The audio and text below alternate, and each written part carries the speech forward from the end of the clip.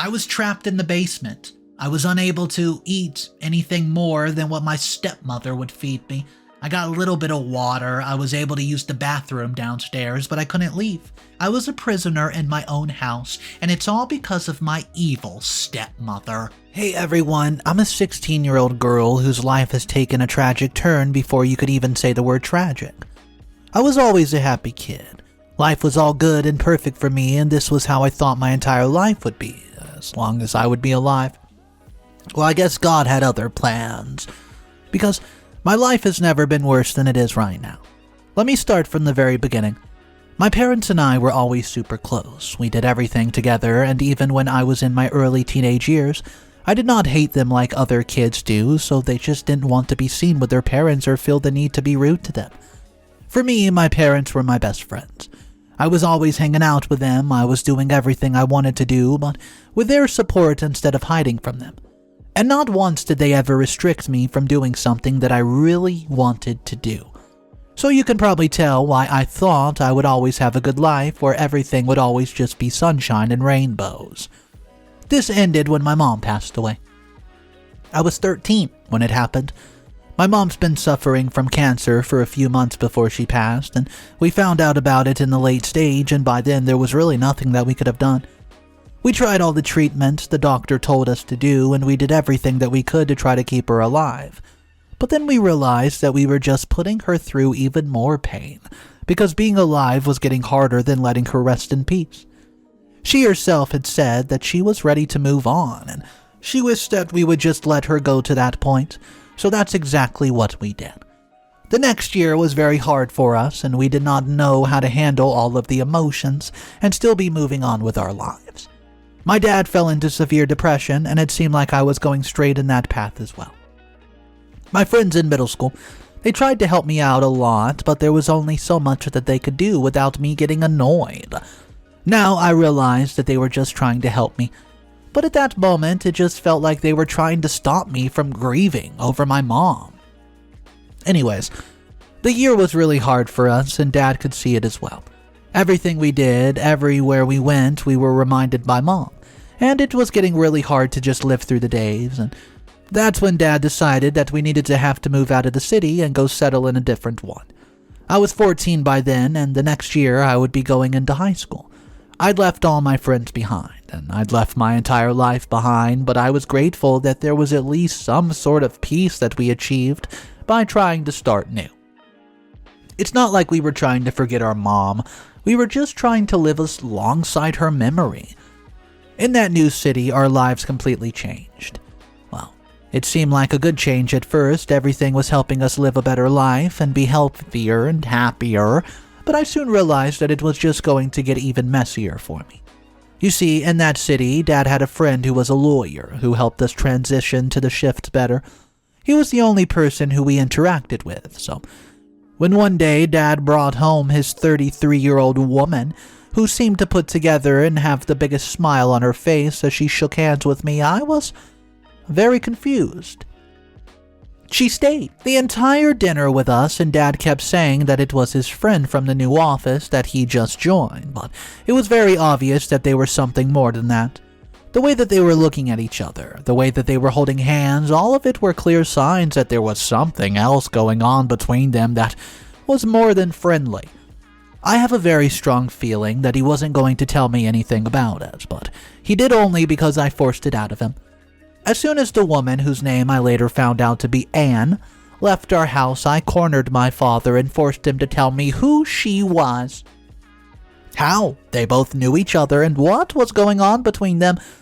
I was right. Dad told me that they both liked each other, and he brought her over to the house so I could form an opinion about her, without any other biases.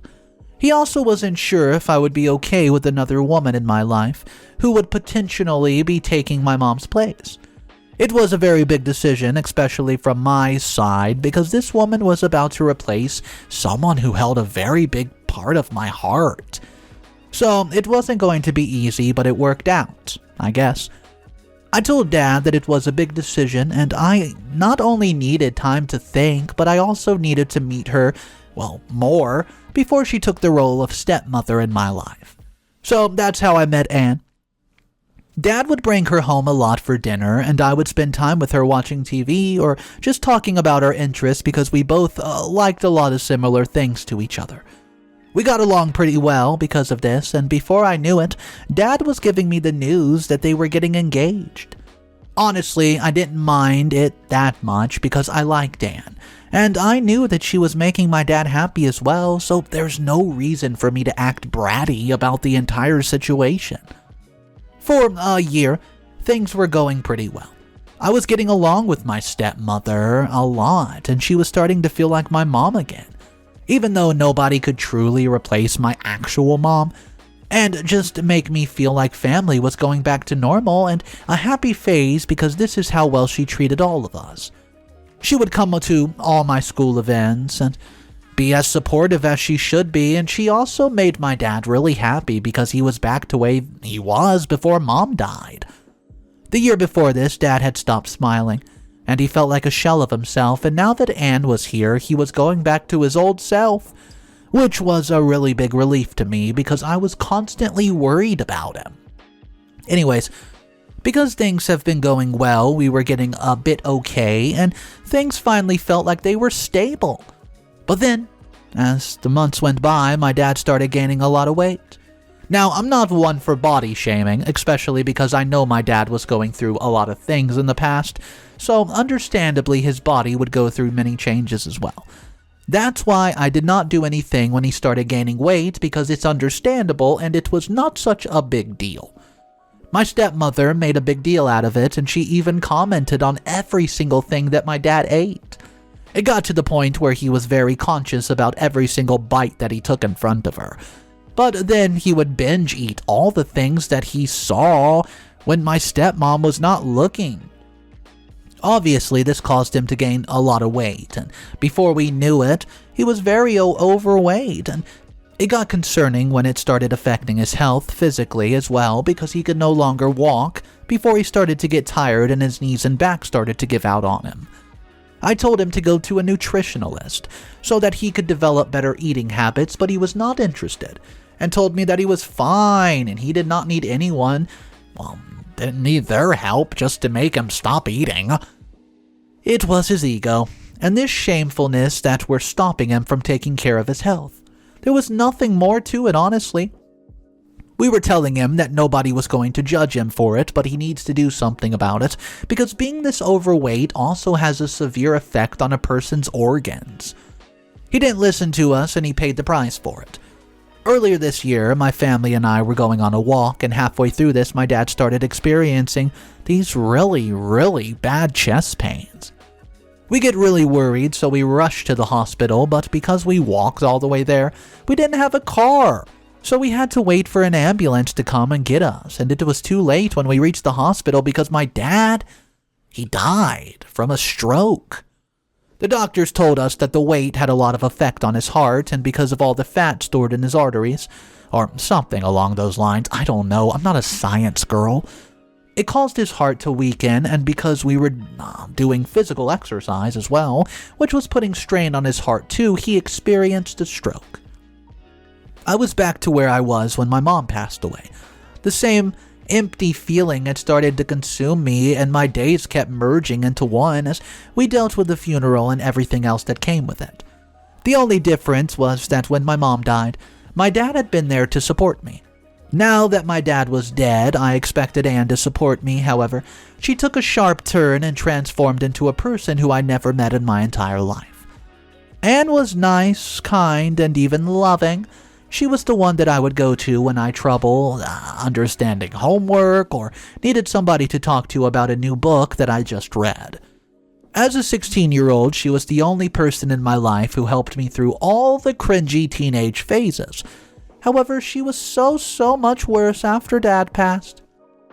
It seemed like she was nice to me only because of Dad, and she didn't actually like me that much. Now that I think about it, she only mainly interacted with me when Dad was around, and if he wasn't around, she wasn't around either. I should have noticed this before, I guess, but I just got too involved in the feelings of my stepmother, doting on me and my family going back to normal as it used to be before my mother's death. And that was that. I didn't think to stop and realize that all the nice things that Anne was doing was just an act. As soon as we were alone and there was nothing else left to do, nobody else to show that we were still the perfect daily family and we were close, Anne turned into a witch. I'm being nice by using that word because her behavior was genuinely so bad towards me that I kept wondering how she even faked liking me and being nice to me for all those months. Apparently, she absolutely loved my dad, but she didn't like me because she just never wanted a kid. She hates kids and initially thought that my dad was single, which is why she let herself be pursued. However, when she found out that he wasn't single and did have a kid, it was too late and she had to pretend to actually like me and want me. Wow. Now that he wasn't there, she kept abusing me. It started off verbally, where she would tell me I was worthless and there's no place in this world for me and other things like that, but I would just sit and listen because there was nothing else I could do. She would tell me off for every single thing. She would scream at me and make sure that I was scared of her, and then she'd try to scare me by threatening to lock me in my room. I thought she was joking, so once, when she was screaming at me and telling me that no one loves me and I had no worth, I told her to shut up and to never talk to me ever again. It was a big mistake on my part, because that had just made her even more angry, and she did what she warned me she would do. She locked me in the basement, which had only one tiny window in the corner of the wall, and one light bulb. We didn't use the basement as much because that was just the way we used to store things. But Anne put in a mattress and told me that this was where I would be staying from now on because she didn't want to see my face. The days in there passed in a blur, honestly.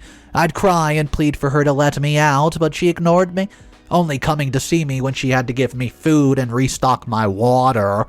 It felt like a military standard of living, and honestly, if I stayed there any day longer, I'm sure I would have gone crazy. I only got out of there because my dad's lawyer friend, Nathan, came to check up on us and noticed that I was gone. I could hear him talk to Anne through the door, but I didn't think that he would notice I was missing. My brain was also not working because I was so fatigued and tired, and I was not thinking straight. When he asked where I was, Anne did not hesitate before telling him that she locked me in the basement because she didn't want to deal with me. Bless his heart, he instantly forced her to open the door and he took me out, screaming at Anne for being a bad human, and then took me to his own house. I've been living with him for 3 weeks now, but I'm so traumatized by everything that's happened that it's hard for me to, be social and talk to people right now. So I've just been cooped up in my room. Well, wishing that this was a nightmare and somehow I would not have to go through this. But now that I'm in a safe space, hopefully things will be better. Update number 1, 2 years later. It's been 2 years since I moved in with Nathan. He's been taking care of me really well, and my life has slowly but gradually started to get better. It helped that he made sure that my stepmother, Anne, would always stay away from me. My PTSD has gotten really bad, and after she had locked me in the basement, I did not want to see her face and get clocked into that headspace again. However, it was recently my 18th birthday, which meant that I was old enough to be there for Dad's will reading. Nathan was actually the one who was in charge of the will, and he told me that Dad had asked him to not read the will to anyone until I was 18. Anne had a big problem with that because she was sure that Dad had left most of the property to her and not to me. Which is ridiculous because I'm his biological daughter and he, was his second wife. Either way, she created this big fuss about wanting to know what the will said, but she could not do anything because, legally, she had no right over the will. That's why she had to wait 2 years before she could know what was written on the will. She called Nathan about it the day I turned 18. I didn't even think that she knew my birthday, and I guess if she needed to remember it to gain something out of it, then she would go to the other corner of the earth to remember it. She's incredibly selfish, but wow, the level of commitment in that woman just shocks me to the core. Anyways, we had the will reading a few days after I turned 18, and the look on Anne's face when she realized that there was nothing in the will that benefited her as much as it benefited me. Oh, it brought me so much joy. Basically, the will said that Dad had left every single thing he owed under the sun to me. But the only condition was that I had to provide Anne with a place to live, or $3,000 every month I choose. It didn't even state if the condition of the place had to be good or not. It just stated that she had to have a place to live. It was hilarious when Nathan was reading this, because Anne's face was getting angrier and angrier. Every single word felt like a slap on her face, and towards the end her face was red. She kept saying that she did not agree with the condition, and there had to be another way to manage this, because this was no way to do it. This was what my dad had left her with. However, she could not fight with him or me, because legally she had no room to fight. Nathan told me that I could go shift into my previous house if I wanted to, and I did want to, but this was all very overwhelming, and I did not want to go live with Anne again. Besides, until I figured out where to send her, she did not have a place to live, and she didn't have to leave the house, and I would have to live with her. So until I figure all this out, I'm going to stay with Nathan. But I know I want to move back in there. I had too many good memories there. Update number 2. Okay, so it's been a week since the entire thing happened, and Anne, oh boy, she's been constantly calling and telling me to name some things under her name because she doesn't think it's fair that I got left with everything and she got left with nothing. I think she should be grateful that my father was making sure she has a place to stay because she's nothing without his money, and if he ever knew how she was acting with me, he would not even give her a place to stay. Either way, I asked Nathan what I should do with the situation because I was and still am confused about everything, but he told me that it was my decision and I need to sort it out myself. I got a bit mad at him because he's an adult. He should be guiding me and helping me sort this mess out, but he just told me that if he ever gave me an opinion, it would be biased, and then I would do something that I didn't really want to do in the first place. I thought over it for a few days, and I really took my time in deciding where I wanted to go, and what I wanted to do with Anne. I even took the advice of this one friend I have in school who had suddenly got so close to me. Her name was Jenny, and she was my best friend now. We did everything together, and she knew all about Anne and what she did to me. When I told her what the choice was, she told me that she needs to take revenge on Anne, and show her who the actual boss is. I'm a bit dumb in the aspect of revenge because I didn't really know how to do it or what to even think in that area until my best friend told me what exactly we should do. She told me, to do the same thing to her that she did to me, which is trapping her in the basement and demeaning her and saying, that's the place she's going to live now. Technically, she could not give me any crap for it because they will just say that I, need to give her a place to stay and that's it. It didn't say where or what the condition of the room would be. Initially, I didn't really understand why she would want me to take such a drastic measure, but my anger wasn't really letting me see straight. I knew I had to do something about it because I was scared to do so. I talked to Nathan about it, and he supported me, and which was actually surprising because I thought that he would stop me from this and tell me not to fall prey to revenge because it wasn't mentally healthy. I think he saw the anger reflected inside of me, and I think he was also angry on my behalf because he saw the state that I was in when I was inside the basement. Anyways, he told me that I should go for it, so that's what I did. I had him call Anne and tell her that we wanted to meet to discuss the will, and she was probably happy about it because I know Anne's selfish, and she thinks that everybody will give her what she wants. However, when we got there and told her that we were not going to give her another house or anything of that matter, but instead she was just going to live in the basement, the same way that I did, she absolutely blew up. She could not believe what was happening at first, but when she realized that I was not joking, and I actually was going to do the same thing with her, she starts laughing in my face and told me that there's no way I was going to do this to her. She threatened to sue me and left, but thankfully Nathan was there to handle me and my emotions, and I don't know what I'd do without him. Let's see if she actually decides to sue me, though. Update number 3.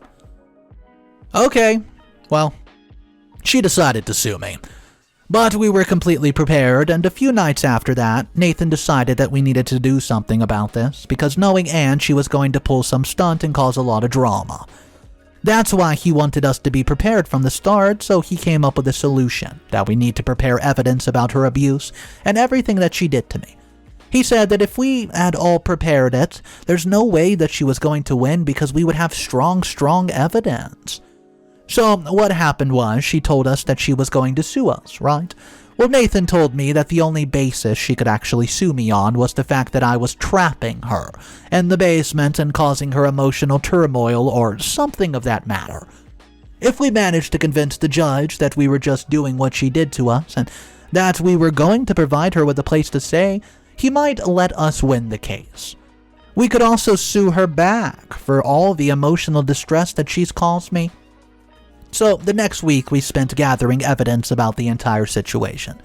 First of all, we screenshotted all the text messages that I sent to Jenny about the situation while she was verbally abusing me, and the timestamps and everything would match up perfectly, as they should, because it's not like we were lying and trying to get her in jail for something she didn't even do. After that, we gathered screenshots of me describing my time in the basement to Jenny and explaining the reason I disappeared for almost 2 weeks.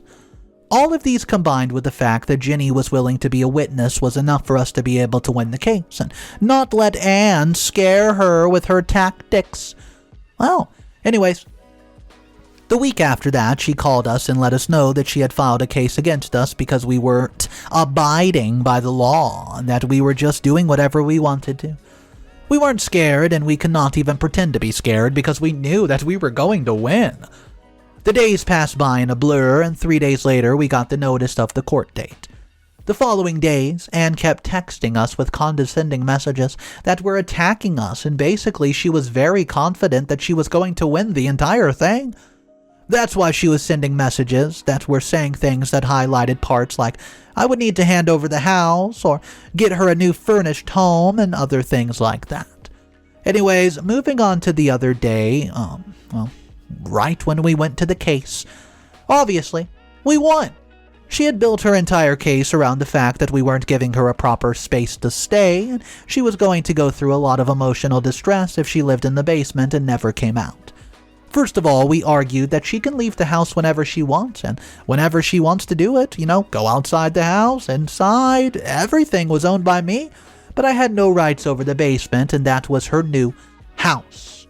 She could do whatever she wanted to do with the place, but obviously because the house was under my name, I wasn't going to just let her roam around like she owned it.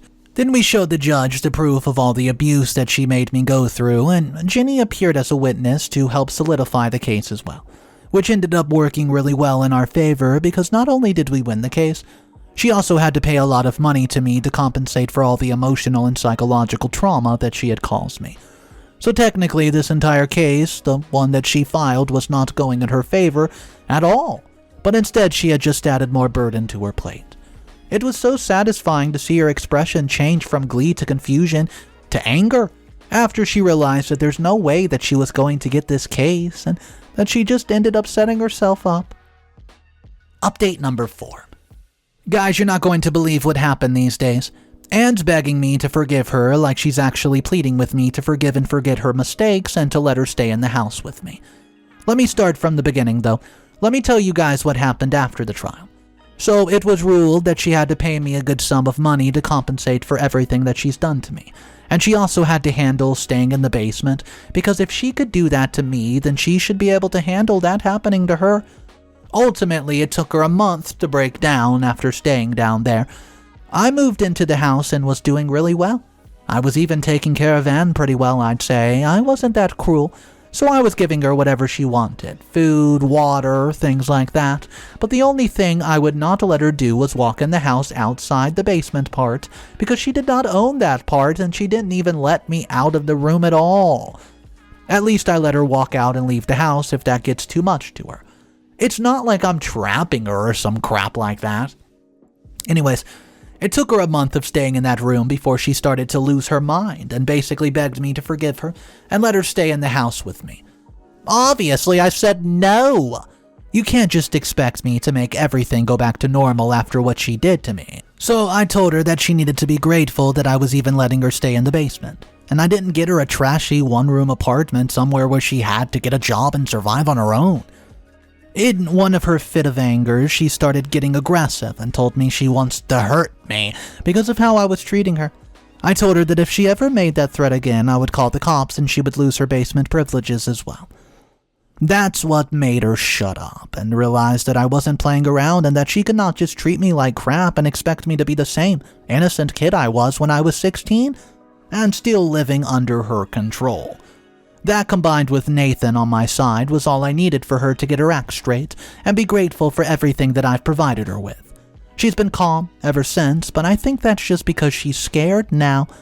However, I don't care because as long as she's not getting in my way, I'm fine.